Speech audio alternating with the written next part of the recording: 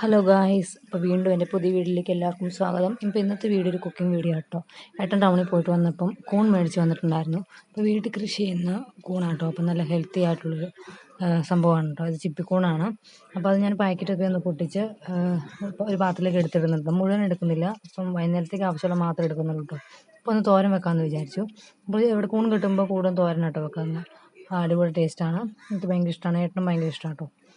അപ്പോൾ അത് അങ്ങനെ ചെറിയൊരു പീസൊക്കെ ആയിട്ടാണ് ഇരിക്കുന്നത്. നമ്മൾ എന്താ പറയുക, കാണാൻ നല്ലൊരു ഭംഗിയൊക്കെ ഉണ്ട് കേട്ടോ അതിന്. അപ്പോൾ അത് നന്നായിട്ടൊന്ന് കഴുകി ഒന്ന് ചെറുതായിട്ടൊന്ന് അരിഞ്ഞെടുക്കണം.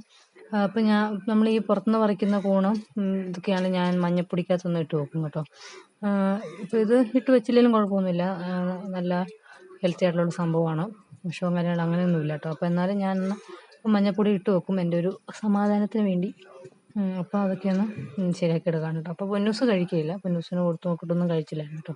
അപ്പോൾ ഇങ്ങനെയാണ് കേട്ടോ നമ്മുടെ ചിപ്പിക്കൂണിരിക്കുന്നത്. അപ്പോൾ നല്ല സോഫ്റ്റാണ് കേട്ടോ. അപ്പോൾ അരിയാനും എളുപ്പമുണ്ട്, പെട്ടെന്നൊക്കെ നമുക്ക് അരിഞ്ഞെടുക്കാം കേട്ടോ. അപ്പോൾ ഞാനതൊന്ന് അരിഞ്ഞെടുക്കുന്നുണ്ട്. അപ്പോൾ ഇതിലേക്ക് നമ്മൾ ചെറിയ ഉള്ളിയാണ് ഉപയോഗിക്കുന്നത് കേട്ടോ. ചെറിയ ഉള്ളി, പച്ചമുളക്, തേങ്ങ, ഉപ്പ്, ഇത്രയും സംഭവങ്ങൾ കിട്ടുള്ളൂ. സവോളയാണെങ്കിൽ കുഴപ്പമില്ല, പക്ഷേ ചെറിയ ഉള്ളിക്കാണ് കേട്ടോ കൂടുതൽ ടേസ്റ്റ്. അപ്പോൾ ഞാൻ ഇത് നന്നായിട്ടൊന്ന് കഴുകി ഒക്കെ അരിഞ്ഞെടുത്തിട്ടുണ്ട്. അപ്പോൾ നമ്മളിത് ഇതിലേക്ക് ആവശ്യമായ കുറച്ച് തേങ്ങ, ഓവറായിട്ട് തേങ്ങ വേണ്ട കേട്ടോ, കാരണം അതൊന്ന് ചുങ്ങിയൊക്കെ വരുന്നതുകൊണ്ട് ആവശ്യത്തിന് തേങ്ങ മാത്രം മതി. പിന്നെ ഞാൻ അതിൻ്റെ ഒപ്പം ഉപ്പും കൂടി ഇട്ടൊന്ന് തിരുമ്മി എടുക്കുന്നുണ്ട് കേട്ടോ.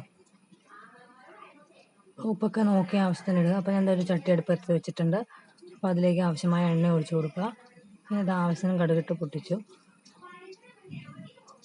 കടുകൊക്കെ പൊട്ടിയതിന് ശേഷം നമ്മളിതാ ആ കൂണും ചെറിയ ഉള്ളിയും പച്ചമുളകും തേങ്ങയും ഉപ്പും ചേർത്തൊരു കൂൺ നമ്മൾ അതിനകത്തേക്ക് ഇട്ട് കൊടുത്ത് നന്നായിട്ടൊന്ന് ഇളക്കി കൊടുക്കുക കേട്ടോ. ഉപ്പൊക്കെ എല്ലായിടത്തും ഭാഗത്തിന് പിടിക്കുന്ന രീതിയിൽ കൊടുക്കാം. അപ്പോൾ നമ്മുടെ അടിപൊളി കൂൺ തോരൻ റെഡി ആയിട്ടുണ്ട്. ഇത് അടിപൊളി ടേസ്റ്റാണ്. അപ്പോൾ എല്ലാവരും ഒന്ന് ട്രൈ ചെയ്ത് നോക്കണം. നല്ലതാണ്, ചോറിൻ്റെ ഒക്കെ കൂടെ കൂട്ടിക്കൊഴിക്കാൻ അടിപൊളിയാട്ടോ.